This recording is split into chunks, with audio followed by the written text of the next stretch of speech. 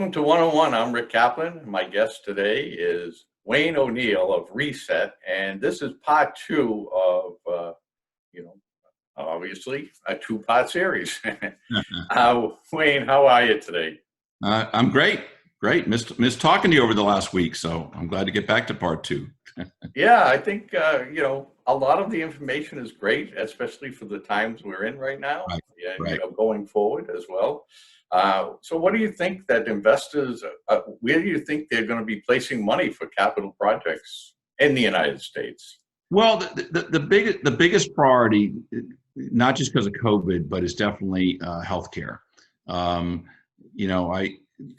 get tons and tons of requests to invest in, and not just the big systems, but also the second tier healthcare systems.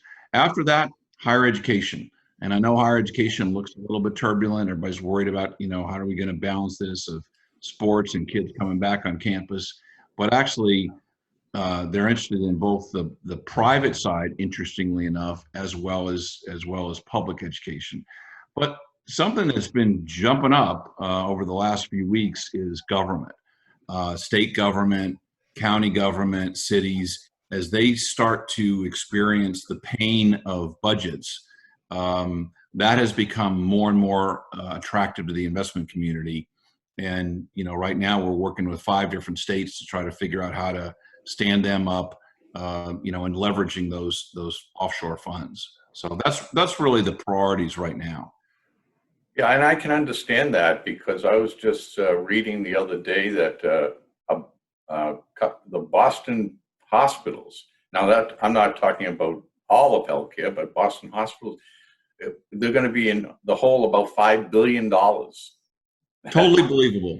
There's going to be a lot of money needed in the next 6 to 8 months, I would think.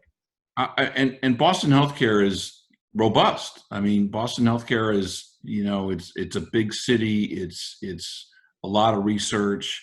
The clinicians are top of their field, but still they have the challenges that everybody has. It's kind of like what I see in my backyard, the Texas Medical Center, I see in Chicago, I see in San Francisco.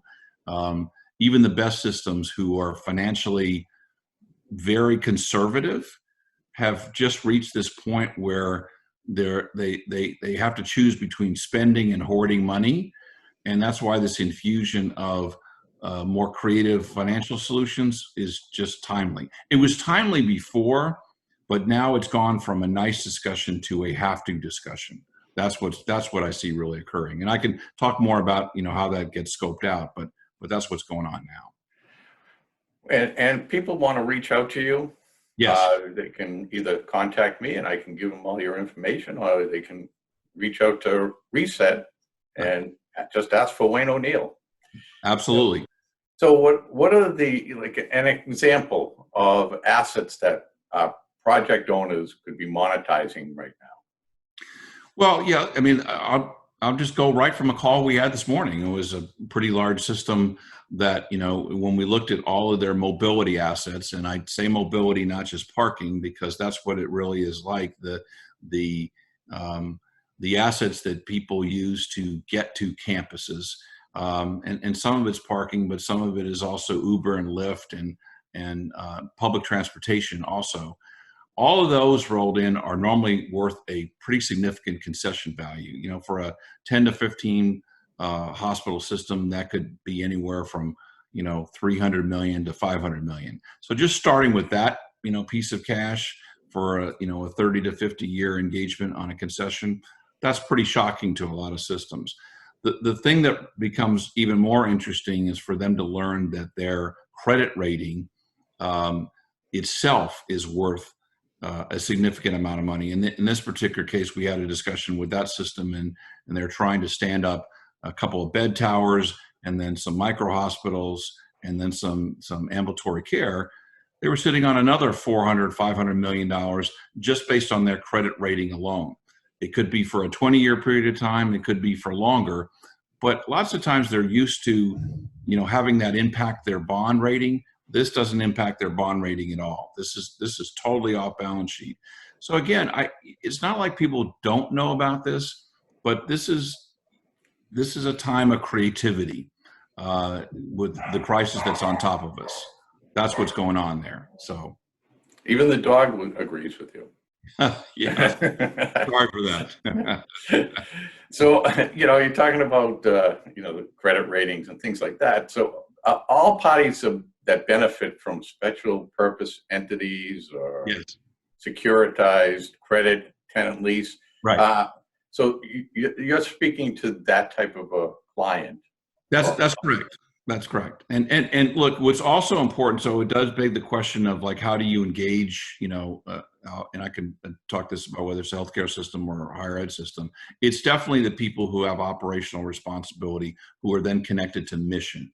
Mission, where that if you have dollars and it's not connected to mission, this doesn't really work. And that's why that special purpose entity structure is so important in all this. It's not a matter of just rolling up a wheelbarrow full of money and go, here it is. It's kind of like, I mean, again, I'll give you the example of the discussion we had this morning is that they were really concerned about how do they pull more of their elderly demographic back on into their system. And so they had to change that strategy. Before they would have put ambulatory care right on the main campus. Now they're trying to move it out, in more of a suburban setting and make this easier and kind of mitigate fear and also support the clinicians that would serve that population. That's mission. That's operations. And so it's got to be money connected with missions and operations and clinical aspects that makes it work. It's the same thing that happens in higher education. And for that matter, it's the same thing that happens in government, the mission of serving citizenry and voters. So if that makes sense, it's not just a financial transaction. It's got to be more strategic. So, there are some people that, especially in healthcare, some were doing fairly decent and some Yes. were struggling months prior to this whole thing. Right. Where do you think they stand? I think they're having a tough time. I think I think the top of the market is having a tough time, but everybody is helpable, if you will. But we have our hands full, to be honest, with the top players, because they're probably the best at adjusting to mission. They're more willing to throw out, master planning and previous capital improvement planning and kind of go, what do we need to do to serve our clients? What do we need to do to serve our stakeholders? What do we need to do to be strategic? Those people are easier to help. They all kind of want and need money, but the people that can help us engage like that makes the process go faster. Look, I mean, just to calibrate this a little bit, a securitized credit tenant lease with sovereign wealth fund could go as fast as 30 to 60 days. That many times is an infusion to stand up a bed tower that's been stalled because everybody wants to hoard money. But that's how important all this is, if that makes sense. Yeah, and I'm just wondering if someone isn't being proactive in starting this at this point. Yes. And they're waiting 3-4 months to Right. start it. Now you're talking. Now their credit ratings could be falling.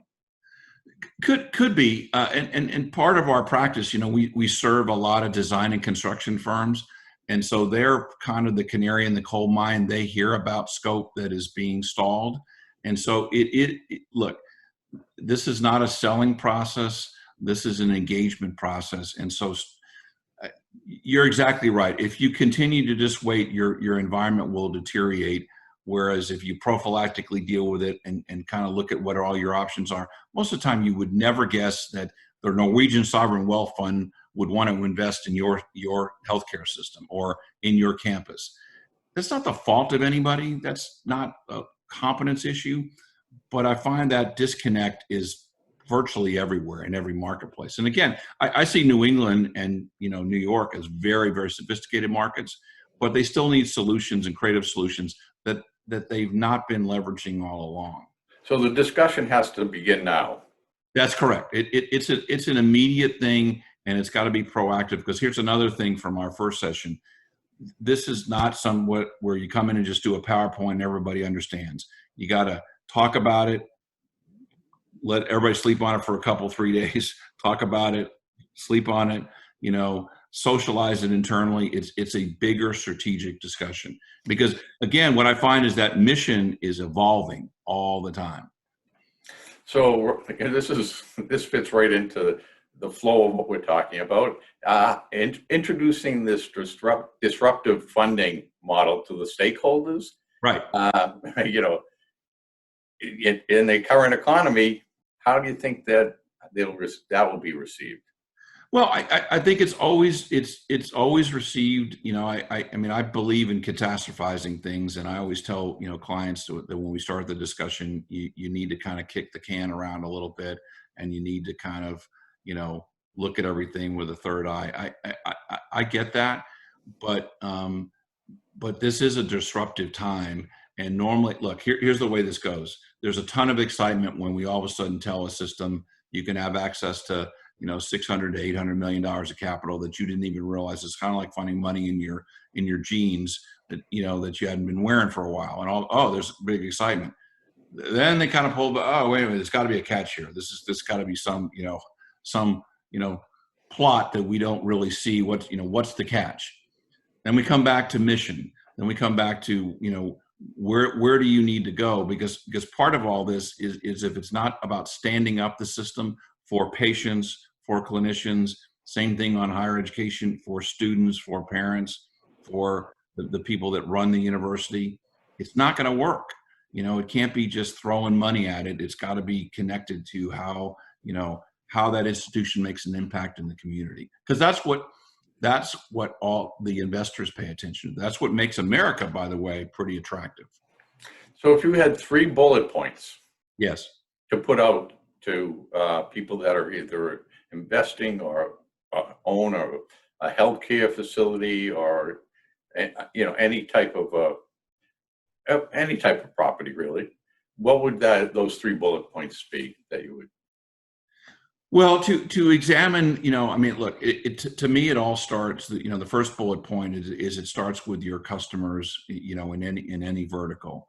In healthcare, it's patients, but then look at your stakeholders pretty quickly. So how are you going to serve them in the future, and how does how do building envelopes and infrastructure help to serve that? It's not that everything that's been done up until now is wrong, but how is that all connected? So I would look at how you're going to serve, and then how do you need to respond to from a project standpoint, a scoping standpoint, and then next, how are you going to socialize that out?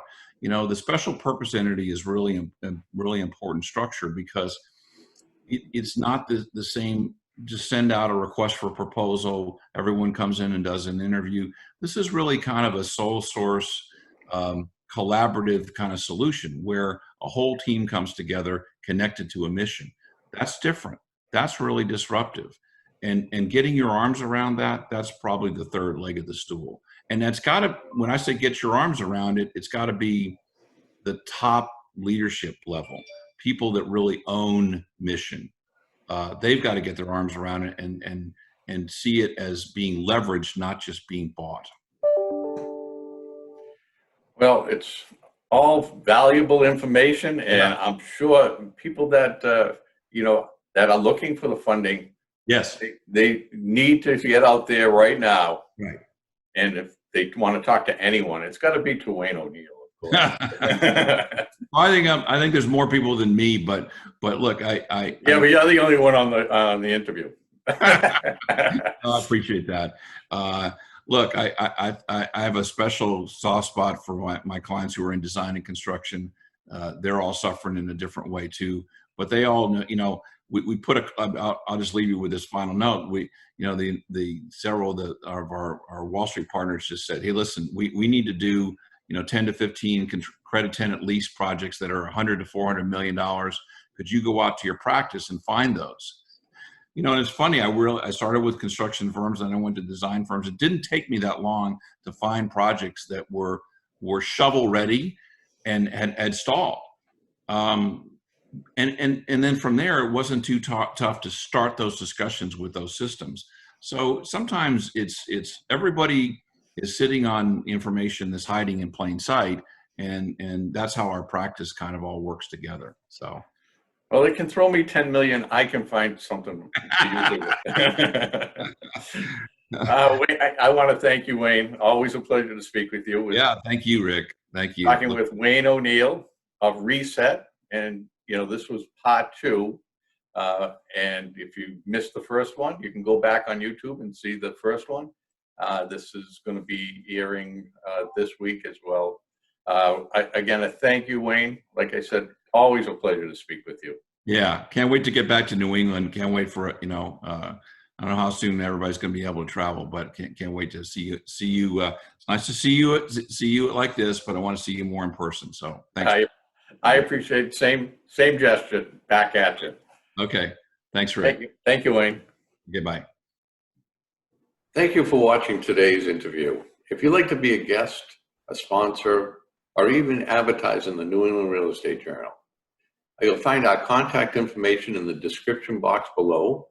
You can also find all our social media platforms so you can follow us, and please subscribe to our YouTube channel.